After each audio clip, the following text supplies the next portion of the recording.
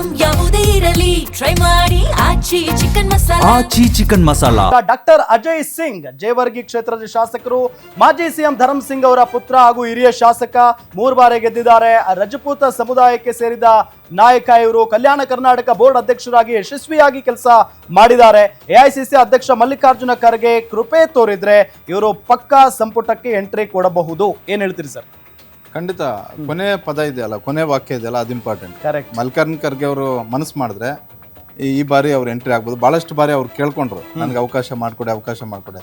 ಇವ್ರ ಸಮಸ್ಯೆ ಏನಂತ ಹೇಳಿದ್ರೆ, ಇವರು ಮತ್ತೆ ಪ್ರಿಯಾಂಕ್ ಖರ್ಗೆ ಒಂದೇ ಸಮಯಕ್ಕೆ ಚುನಾವಣಾ ರಾಜಕಾರಣಕ್ಕೆ ಬಂದಂತವ್ರು. ಇಬ್ರು ಕೂಡ 3 ಬಾರಿ ಗೆದ್ದು ಬಂದಿದ್ದಾರೆ. ಆದ್ರೆ ಅವರು 3 ಬಾರಿ ಸಚಿವರಾದ್ರು, ಇವರು ಸಚಿವರು ಆಗ್ಲಿಲ್ಲ. ಸಮಸ್ಯೆ ಇಬ್ರು ಕೂಡ ಒಂದೇ ಜಿಲ್ಲೆಗೆ ಸೇರಿದಂತವ್ರು. ಯಾದಗಿರಿ ಅಂತ ಹೇಳ್ತಾರೆ ಅವರು, ಯಾರು ಪ್ರಿಯಾಂಕ್ ಖರ್ಗೆ, ಬಟ್ ಅದು ವಾಸ್ತವ ಅಲ್ಲ. ಇಬ್ರು ಕಲಬುರ್ಗಿಗೆ ಸೇರೋದ್ರಿಂದ ಅಲ್ಲಿ ಕಲಬುರ್ಗಿಯಲ್ಲಿ ಶರಣ್ ಪಾಟೀಲ್ಗೂ ಅವಕಾಶ ಕೊಡಬೇಕು. ಶರಣ್ ಪಾಟೀಲ್ ಇಟ್ಕೊಂಡೇ ಮಲ್ಲಿಕಾರ್ಜುನ ಖರ್ಗೆ ಪ್ರಿಯಾಂಕ್ ಖರ್ಗೆ ರಾಜಕಾರಣ ಮಾಡಬೇಕು, ಲಿಂಗಾಯತ ಸಮುದಾಯವನ್ನ ಇದು ಮಾಡೋದಕ್ಕೆ.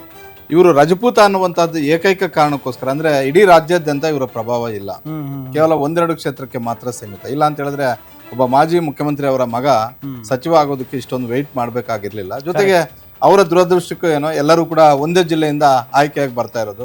ಅವ್ರಿಗೂ ಪರ್ಯಾಯ ಕ್ಷೇತ್ರ ಇಲ್ಲ, ಪರ್ಯಾಯ ಜಿಲ್ಲೆ ಇಲ್ಲ.